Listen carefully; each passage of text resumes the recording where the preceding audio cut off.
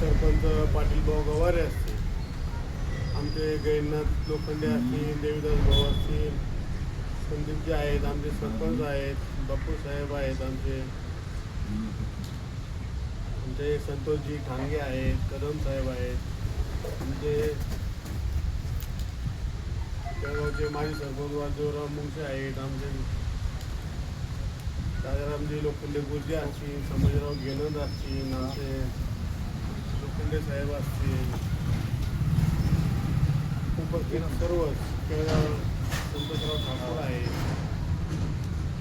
सुरेशरावजी लोखंडे आहेत, सर्वजण या ठिकाणी कोळीचे आमचे संदीप आहेत, सरपंच आहेत, सर्वजण युवक मंडळी या ठिकाणी उपस्थित आहेत. आपण सर्वजण या ठिकाणी आईल्या देवींना अभिवादन करण्यासाठी आलो. माझ्या आधीच्या बऱ्याच वक्त्यांनी या ठिकाणी राजमाता अहिल्यादेवी होळकरांचा या ठिकाणी त्यांनी समाजाप्रती केलेलं काम सांगण्याचा प्रयत्न केला. पण असं कुठलं क्षेत्र नाही, धार्मिक क्षेत्रात असेल, सामाजिक क्षेत्रात असेल, त्या मुत्सद्दी राजकारणी होत्या, त्यांनी अनेक तीर्थस्थळं मंदिरं बांधण्याचं काम केलं.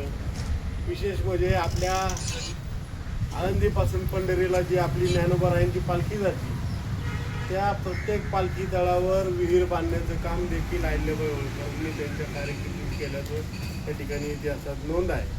तुम्ही वारीला जर जात असेल तर प्रत्येक मुक्कामाला एक 12 विहीर त्या ठिकाणी आहे.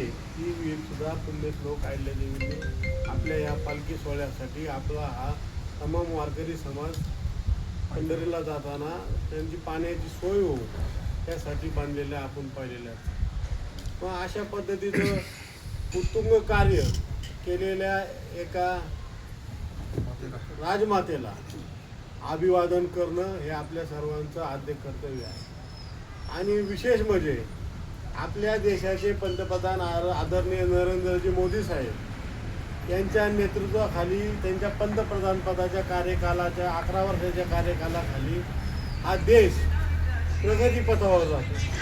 मग हा देश प्रगतीपथावर जात असताना आदरणीय मोदी साहेब ज्यांच्या विचारांवर चाललेत, ज्यांचा आदर्श घेऊन चाललेत, त्यात आदरणीय राजमाता पुण्यश्लोक अहिल्याबाई होळकर यांचा सुद्धा आदर्शांचा वाटा खूप मोठा आहे.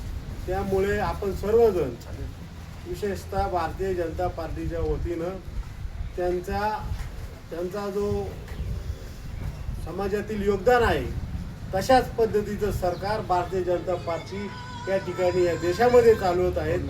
त्यांच्याच विचारांचा वारसा आणि वसा घेऊन आपण सर्वजण काम करत आहोत. हेच आपल्याला यातून त्यांना खऱ्या अर्थाने आदरांजली आपण वाहण्याचं काम गेल्या 11 वर्षात करतोय.